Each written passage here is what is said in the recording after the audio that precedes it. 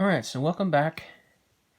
This time we'll be going over all of the different bird cards from Wingspan European expansion. So there's a lot of new abilities to this expansion, including these cards, these blue ones, the round end cards. They're new to Wingspan. They aren't in the core game, so you won't be playing with this particular color if you're just playing the core game. So this is new, but other than that, there's still a lot of new abilities that you couldn't even have in the core game. So we're going to go over them. There's a lot of new abilities, but there are some birds that have the same ability.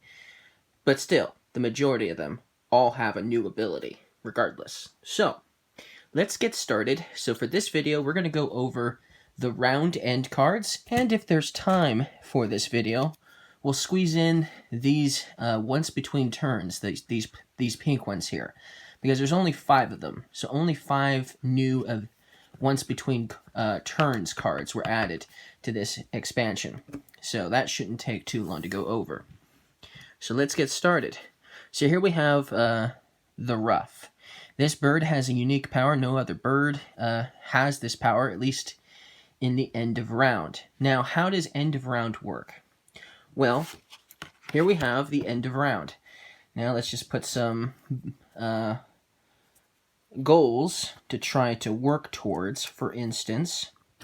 So like, for instance, the first round is the amount of birds you have in one row. So, you know, if you have 3 birds in one row and 2 in this row and 1 in this row, you're going to choose this row here that has 3 birds, and you're going to get 3 points because you have 3 birds in that one row at the end of round, for instance. But regardless, these abilities won't activate until after, until the end of round. So if you have a bird that you play with this blue coloration here, it won't activate until the end of round, which means that if you even manage to get one of these cards played in the first round, it's only going to activate a total of 4 times throughout the game, and that's it.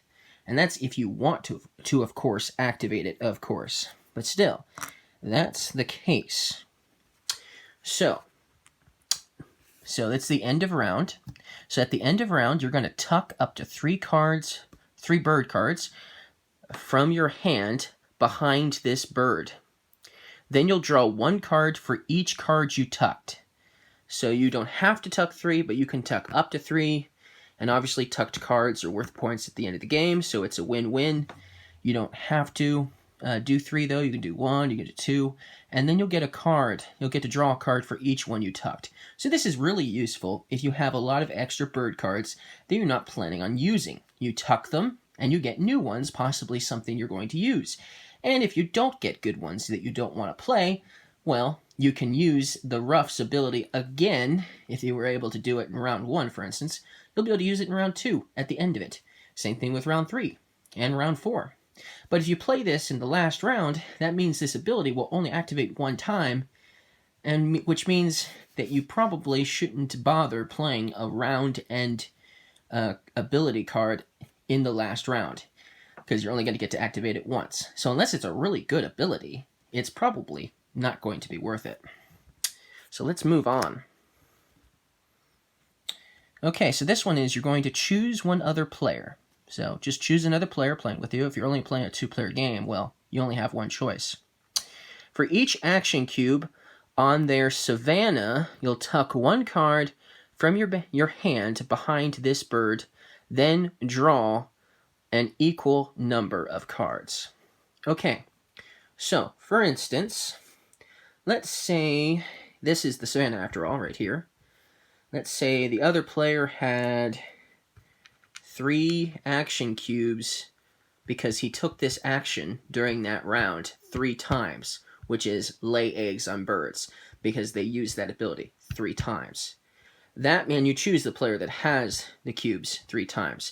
This one only lets you choose another player. It's not letting you choose yourself. But let's just say that that's the case. Well, you're going to tuck a card from your hand for each one of these action cubes. So there's 3 here. So that means you're going to tuck up to 3 cards, or says you're going to tuck 3 cards from your hand behind this bird, and then you'll draw an equal amount of cards. So that's how that works. If you don't have 3 cards and there's 3 action cubes, well, then you just tuck what you have behind this bird and draw an equal amount of bird cards. Basically, that's how that's going to work. And of course, if they have more action cubes, it's possible you could get more tucked cards, which is obviously pretty powerful. But of course, they might only have 1 or something like that. But if you played this in the beginning of the game, it's possible you'll get to do this a few times, maybe. But that's basically how this card works. Okay, so here we have discard up to 5 food of your choice, because it's got the wild symbol on it, so you can use any food you want, as long as it's up to 5 from your supply. For each, tuck 1 card from the deck behind this bird. So this is a pretty interesting ability. This is definitely one that wouldn't hurt to play even in the last round. Because at the end of the game, you don't get extra points for having food in your supply. So if you were able to play this bird, for instance, on the last round, and you had 5 food, or almost 5 food, you could discard up to that, and it wouldn't have to be a particular food with this particular bird, the common starling. And then you would get to tuck cards from the deck, meaning not from your hand, behind this bird for some extra points. So that's one way of using all the extra foods you might have at the end of the game. And of course, even if you got this towards the beginning of the game, it still could be useful to do at the end of a round. Who knows? But it's especially useful for the last round when you don't have anything to lose discarding food. And that's how this one works. Now there's a few. This one here also has the exact same ability. Discard up to 5 as well. And then you'll tuck 1. So this bird here, the Eurasian collared dove, has the same ability as the common starling. Now the common swift here has almost the exact same ability, but instead, with the common swift, with this bird, and let's just bring it a little closer. There we go. Discard up to 5 invertebrates from your supply. So it has to be invertebrates. So if you have a lot of extra invertebrates at the end of the game, you'll get some extra points if you play this at the end of the game, especially. Or any other round for that matter. This one is the exact same one as that one, except instead of invertebrates, it's only for seeds. The house sparrow. And that's it for those particular birds. Now this one is an interesting one. This has an ability that's similar to the white abilities from the core game, but this is for the end of round. If you used all 4 types of actions this round, play another bird, pay its normal food and egg cost. So this bird gives you an opportunity to play another bird for free, meaning you don't have to use an action to play this bird because it's your ability at the end of round, but only if you were able to use every action, all 4 types of actions that round. That means you would have had to have at least played 1 bird. You would have had to gain food from the bird feeder at least once. You would have also had to lay eggs at least once that round. And you would also had to draw bird cards as well from the wetlands, basically. So you would have had to done all 4 actions. And then if you want to, you can play another bird, and it doesn't matter where you're going to play the bird, as long as it's where it's supposed to go, obviously, and as long as you have the food amount to pay it, and the egg cost as well, you can play another bird completely free of at least the action, which is pretty awesome. I think most likely, if you get this particular bird or the other birds that have the same ability as this, which is a few of them, this could be useful doing at the end of each round, especially if you get this in the beginning of the game. You could do this quite a bit. If you had a couple of these same birds, you'd be able to do it a whole lot more, and you'd save yourself a lot of action cubes. If you ask me, that's a pretty nifty way of saving your action cubes for doing something else. That is really cool. So if you can get one of these birds, all the more better. So The warbler is one of them that has this ability. This bird also has the same ability. So does this one, the yellow hammer. And so there's 3 birds with that power. So if you manage to get one of them, oh, nice. But it's still not likely because there's only 3 of them. Okay. Then we have the griffin vulture. All right, so this is at the end of the round as well. Choose any one player, including yourself. So this is a card that says you can choose yourself as any player. The other ones earlier that said that did not say including yourself. So this one can include you.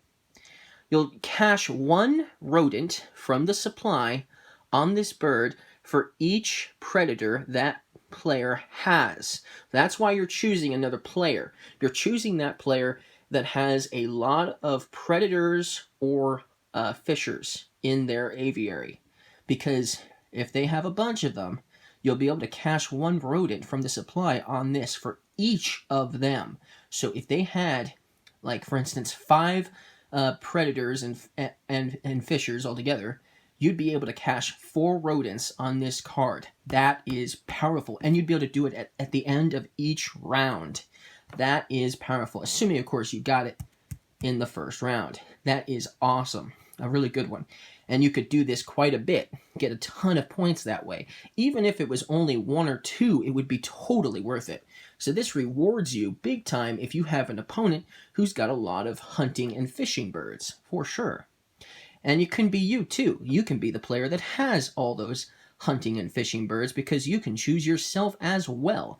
So that is a really, really cool. So that's a really awesome ability. It's definitely one of my favorites. And the common crow has the exact same ability as the griffin vulture. Or the carrion crow, sorry. The carrion crow has the same ability as that one. So there's 2 of them with that power for the end of round goal, or the end of round ability. Then we have the done knock. So this one you'll choose one other player, so you can't choose yourself. For each action cube on their savanna, lay 1 egg on this bird. Well, this bird can only have 4 eggs. So, you know, if they had 5 action cubes on their savanna, you would only be able to do 4 of them anyways, but you'd get to lay 4 eggs on this bird. Which means, because it's an end of round ability, if you're going to use eggs to play birds, it might be wise to take the eggs from this bird, so that way at the end of each round you can keep doing this ability and laying 1 egg on this bird for each action cube that is on the lay eggs action from another player. So that's pretty cool. That is awesome. I like that one. So that's very strategic, if you ask me, if you get that bird. Okay, so this one is you'll choose one other player for each action cube on their savanna. So once again, the same area. You'll cash 1 food of your choice from the supply on any of your birds. Well, this is really interesting. Usually when you're caching food on birds, you're caching food on the bird that you are activating the ability with. But this magpie allows you to cache food of your choice from the supply on any bird you want. That is interesting, to say the least. That is really cool. And that might be strategic. There might be some cards where you can actually use that to your advantage. There might be some birds that might do that. But that's pretty cool. So once again, action cubes. So if they had 2 action cubes, you'd get to cache 2 food. Maybe 3 if they had 3 action cubes, and so forth. And of course, if you got this in the beginning of the game, you'd get to do this ability quite a few times. Well, a few times for sure. So that's pretty cool. These end-of-round abilities are amazing. Okay, so here we have the common goldeneye, and its ability is almost thematic. You'll lay 1 egg on this bird for each other bird with a cavity nest that you have. Well, that's pretty cool. You can only have 4 eggs on this bird, once again, but if you have at least 4 other birds that have this particular cavity nest, you'll get to do this at the end of each round. You'll get to lay 4 eggs because you have 4 other birds with cavity nests. So that's really awesome. And once again, if you get this in the beginning of the game, and you need to take eggs off of birds in order to pay for other birds, it would be wise to use this bird instead of some other bird. So that way you can keep doing this at the end of round and adding eggs, because you won't be able to do this ability if your egg limit is already maxed out. So that's something to note with that, especially with that other bird that had the same ability. So that's a pretty cool bird ability too. This one is similar, but not quite. You'll choose a habitat with no eggs, and you'll lay one egg on each bird in this habitat. Okay, so you just choose one of your 3 habitats. You got savanna, you got wetlands, and you've got the forest, right? You'll choose one, so it's gonna be a row. So let's say you had 5 birds in the savanna, and not a single one of the birds had an egg on it. This ability would allow you to lay 1 egg on each of the birds in that habitat. So therefore, you'd get 5 eggs, and they'd go on each bird in that habitat. Powerful, right? Awesome. So obviously, having this somewhere on your aviary would be wise to keep one of your rows empty of eggs. So that way, you'll get to do this ability often. And if possible, because it is an end-of-round ability, if it's possible, to try to remove eggs to play birds from that same row, so that way you can keep doing this ability. Another strategic way of placing bird cards for sure, and all that. So that's a pretty cool power. And this one, the black redstart, has the exact same ability as that white throat. So we won't go over it since it's the same one. Alright, so then we have the European honey buzzard. This one, you're going to reset the bird feeder. If you do, you gain all of the invertebrates in the bird feeder after resetting. So, let's just say, let's use the actual dice tower for this example. Okay, so here we have a bird feeder. It's completely full of dice, and it doesn't matter. It doesn't have to be 5. It can be 1 for all that matters, because all you're doing is resetting it. So what you'll do is you'll take out all of the dice, because you're resetting the bird feeder with this ability at the end of round. You'll put them back into the bird feeder, obviously through the tower. And obviously I didn't get any invertebrates, so let's try that again. The one time I get rodents, I never get rodents, and I don't get any invertebrates. Hilarious. Once again, no invertebrates. Man, I'm terrible at this. Let's try again. Finally, I get 1. Wow, it took me 3 rolls just to get 1 invertebrate. So, reset the bird feeder. If you do, you'll gain all the invertebrates from the bird feeder after resetting.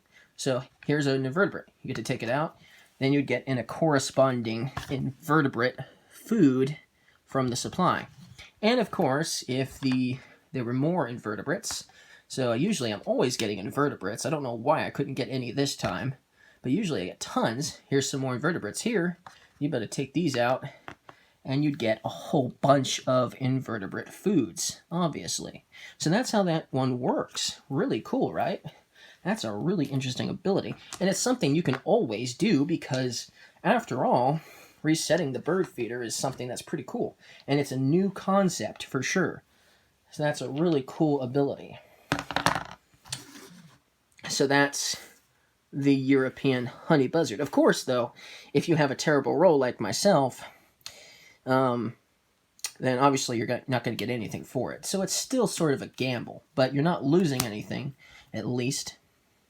Okay, and then this is all that's left of the blue, so there's just a few more here. So, this is an end-of-round ability. This bird counts double towards the end-of-round goal if it qualifies for the goal. Okay, so to understand this, we definitely have the player board here, and the other 2 birds have the exact same ability. So let's choose this row here, the Savannah row, and we'll use the Eurasian green woodpecker for this example. Let's say The end of round goal. So let's get the end of round goals out. Let's say this is the one we're doing for round 1. This is the end of round goal. Birds in 1 row. Okay? Let's just say this was the row you chose for that end of round goal. Well, this would actually count as 2 birds instead of 1. That's what that means. This is double toward that goal, which is really cool, obviously. That is really cool. Counts as double. So that's pretty useful. If you had other birds here, you could get an extra bird even though you don't have one. That's a pretty cool ability. But only if it works with the goal will that help you get some extra points with the end of round goals. But that's still a pretty cool ability to say for sure. And if you did that at the end of each round and were able to do it multiple times for several goals, that would be pretty useful for sure.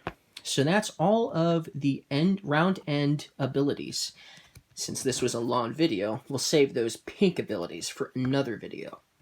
See you guys in the next video.